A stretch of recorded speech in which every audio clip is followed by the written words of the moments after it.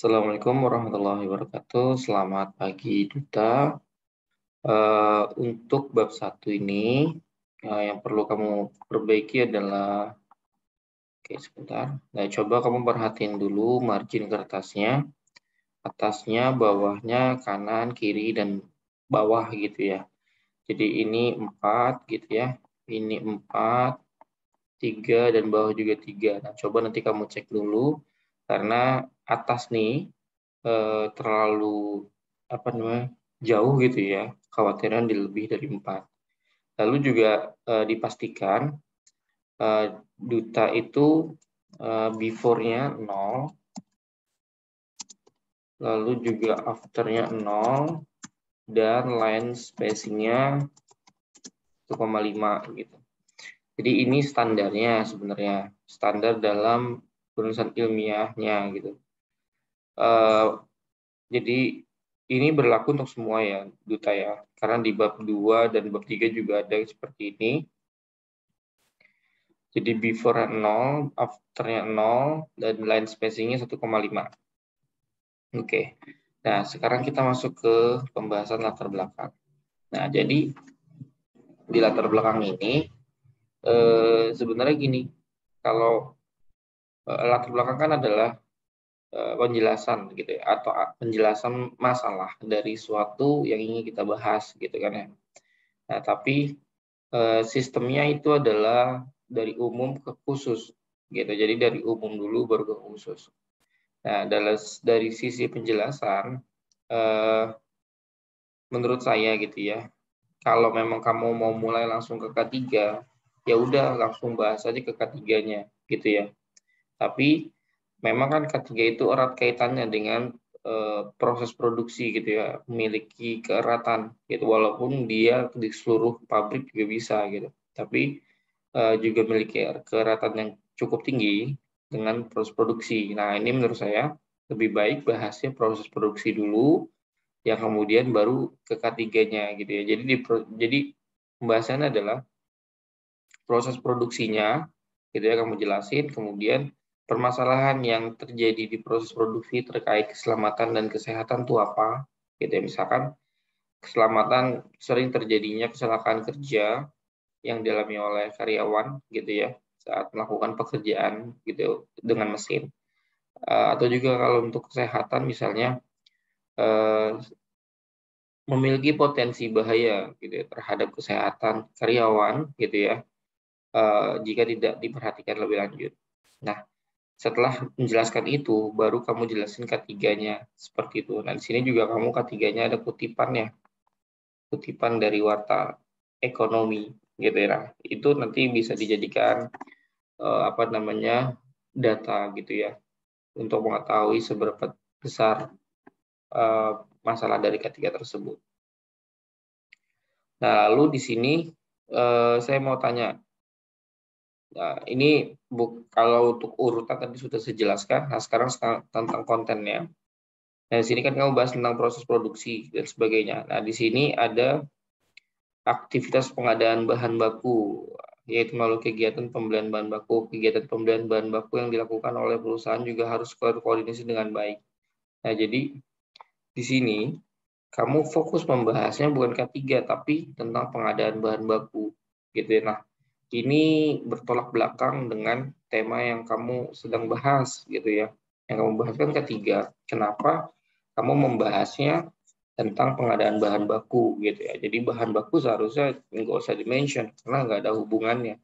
Fokus aja ke proses produksinya dan juga masalah-masalah yang ada di proses produksi gitu ya. Nggak perlu membahas tentang bahan baku. Seperti itu. Nah, lalu di sini kan juga keselamatan kerja lagi nih. Nah, jadi urutnya seperti itu lebih baik ya. Oke. Lalu di sini ketiga, ini masih oke menurut saya, masih penjelasan masih umum gitu ya. Dan juga ada beberapa tujuan dari K3 tersebut gitu ya. Nah, di sini kan di paragraf berikutnya itu kan kamu udah bahas tentang CV-nya. Nah, jadi sebelum membahas CV-nya, di pembahasan sebelumnya di-mention CV-nya dulu gitu ya. Misalkan kata-kata seperti ini. Penerapan K3 juga dilakukan di CV bla bla bla gitu ya. CV apa yang kamu coba nanti mention. Nah, kemudian baru nanti di paragraf berikutnya kamu jelasin tentang CV-nya itu. Seperti itu, seperti ini. Nah, sebenarnya di CV ini permasalahan di perusahaan. Jadi mungkin ini kamu satu-satu aja, nggak usah pakai kata perusahaan gitu. Cukup CV itu sudah mewakilkan. Nah, di sini CV Indra Jaya belum mengetahui pentingnya melakukan dan menerapkan K3 dalam memproduksi produk dan minimnya pengetahuan K3 dalam produksi produk sendal. Gitu ya. Nah, berarti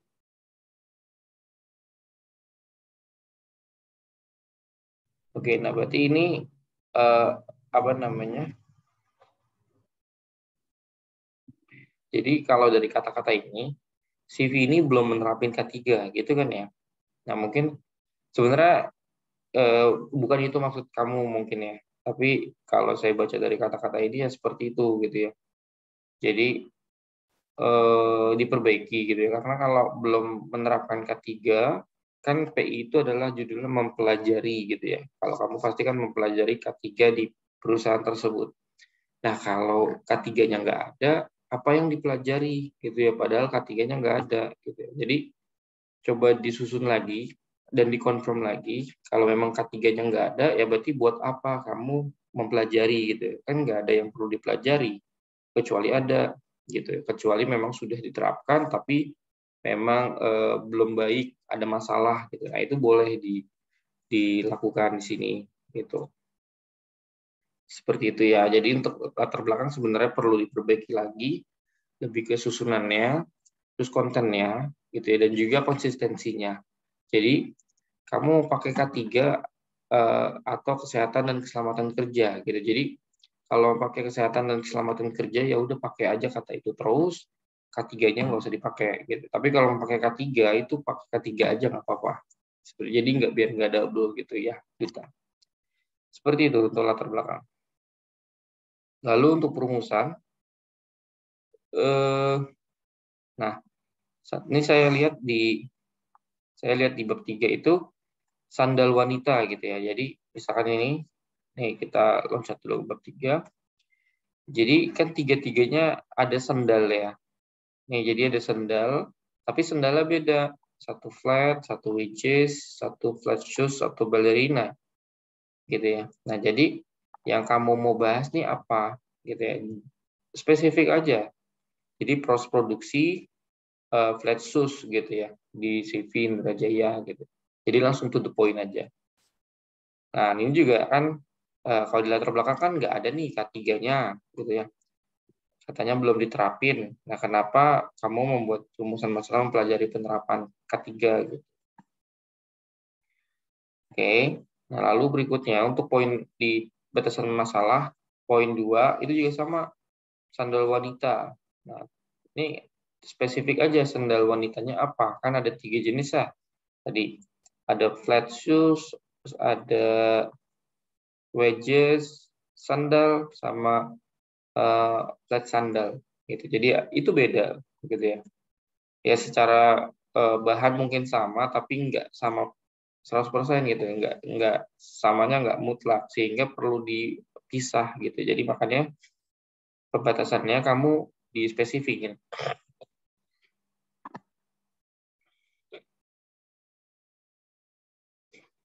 Nah, ini penelitian mempelajari penerapan K3. Ya, seperti itu. Ya, ini boleh di detail bahwa pembahasannya ini tidak sampai ke penerapan rekomendasi atau saran. Itu ya benar. Jadi memang di PI itu nggak ada sampai ke sana ya. Gitu. Nah, pokoknya duta juga harus diperhatikan. Ini kelebihannya. Seperti itu.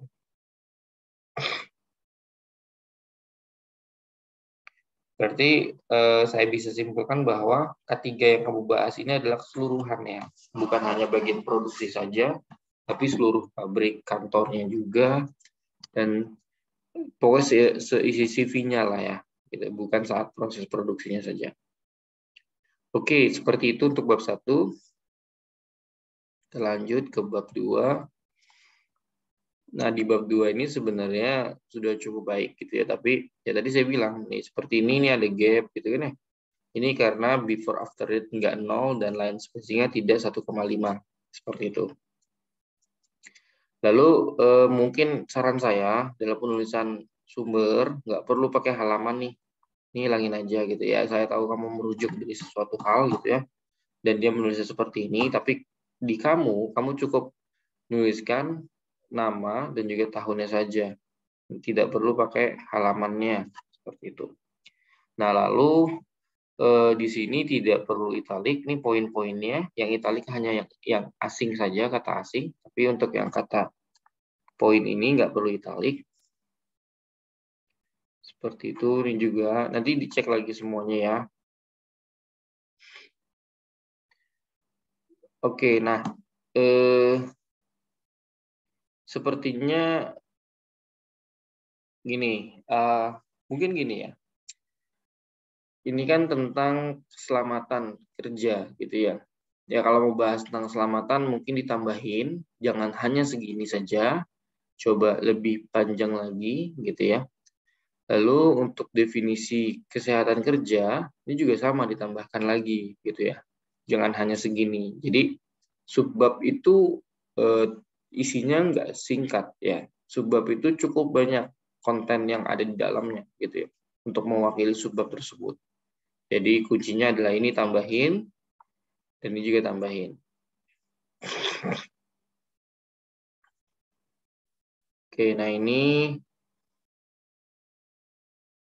oke.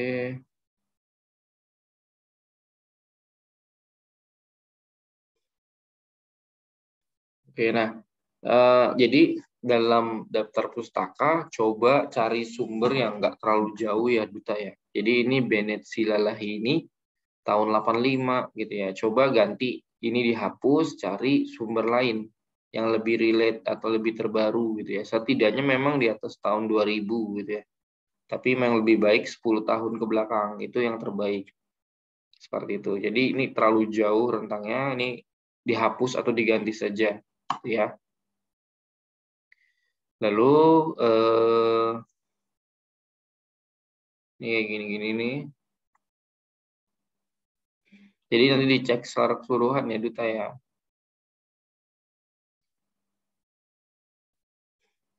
Oke, nah ini kan bahas APD nih. Nggak ada salahnya Duta menjelaskan APD di sini. APD standar yang diberlakukan oleh Kementerian Tenaga Kerja itu apa aja sih, gitu ya. Jadi nanti kamu breakdown di sini. Itu akan lebih baik. Jadi kamu akan mengetahui, oh standarnya seperti ini. Lalu yang dilakukan perusahaan nih, apa saja APD yang sudah dipakai. Seperti itu. Oke, nah sekarang untuk bab 3. Nah untuk bab 3 sebenarnya sudah bagus banget. Gitu ya. Ini hanya tentang format penulisan sih. Jadi si A-nya ini sejajar sama V dari kata visinya. Seperti ini juga poin dari misi itu sejajar sama M. Oke, nah ini sumber taruh bawah ya. Struktur organisasi, ya ini sudah dijelaskan, dan terakhir adalah produk.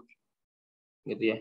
Nah ini dicek lagi, ini mungkin ada kesalahan nih di bagian sini. Baik, seperti itu ya. Apa namanya? Ini juga harusnya BJC bisa naik nih sini nih.